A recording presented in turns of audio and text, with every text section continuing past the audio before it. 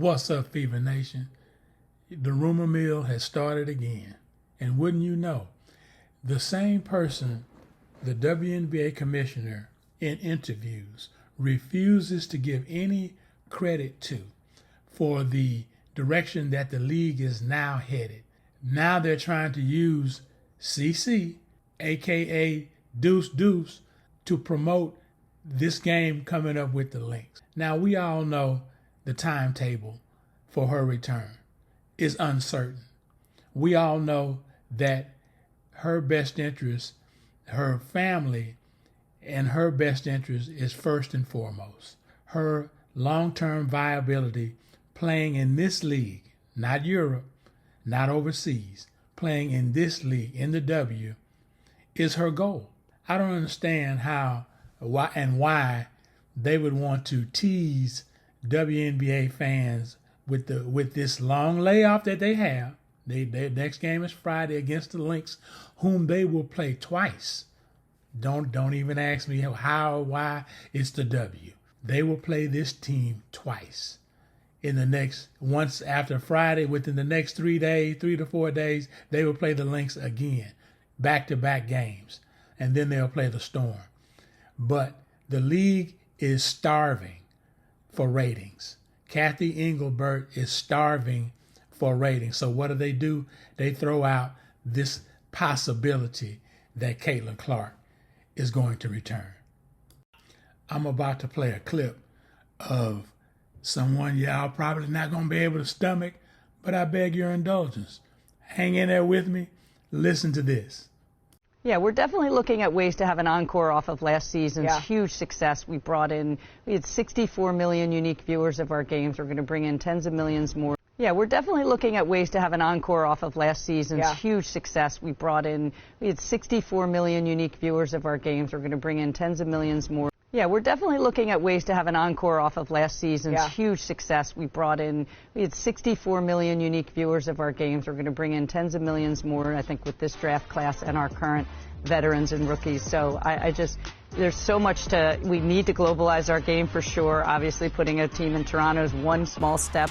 Notice how she says, we brought in, we are going to do this, and we are going to do that. We are going to now globalize. We are going to put another team in Toronto, put a team in Toronto. Yet they refuse to give credit where it's due. She says we brought in 64 million unique viewers. Well, how did you do that, Commissioner?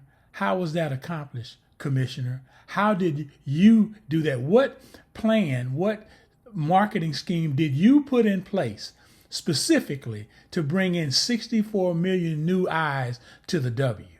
Yeah, we're definitely looking at ways to have an encore off of last season's huge success. We had 64 million unique viewers of our games. We're going to bring in tens of millions more. The delusion is palpable. That's right.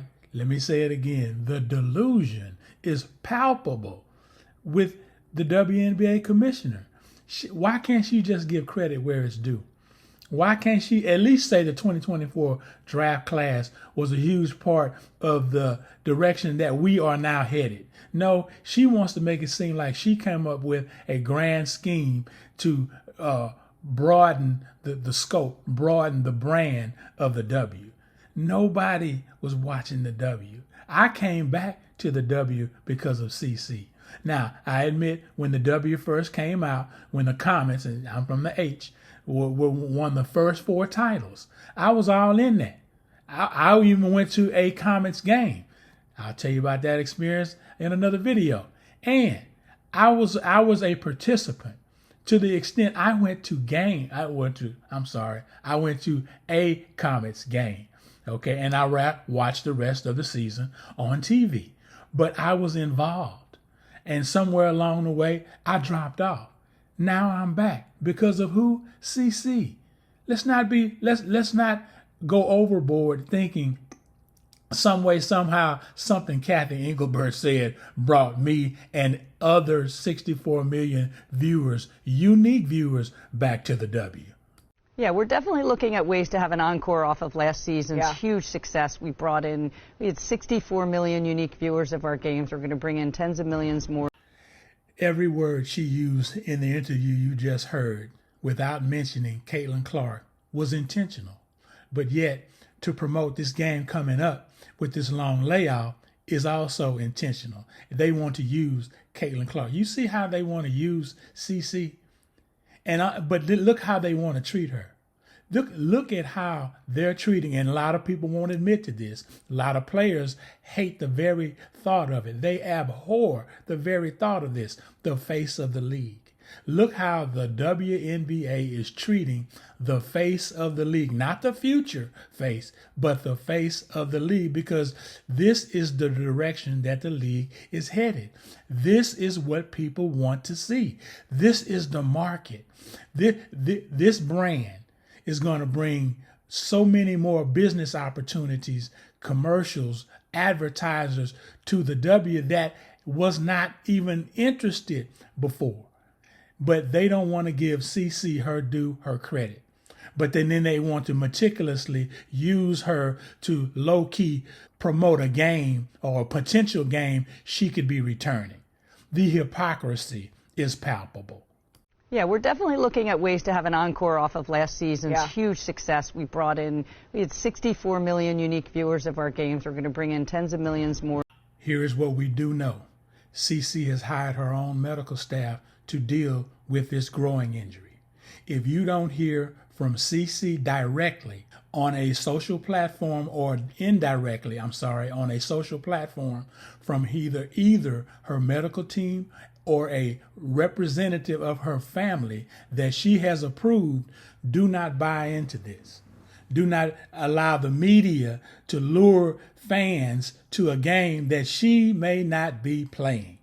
Do not fall for it. It is a wonder that they want to use her in this way, but they refuse to give her the credit when they're in interviews talking with the media. They don't want to mention her by name. They don't even mention her indirectly. But yet, when a game of this significance, like they're playing the number one team in the W, the Lynx, for 2 straight games, but they refuse to mention her name specifically. I'm not talking about for this promotion of this game, but in other interviews. They don't want to mention her specifically. They don't even want to let anything out specifically about her being the face of the league.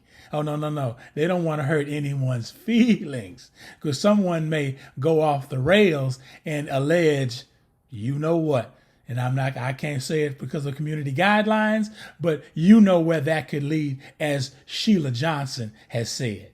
So last night we read Time magazine where Caitlin Clark was named Athlete of the Year. Why couldn't they have put the whole WNBA on that cover and said, the WNBA is the league of the year because of all the talent that we have?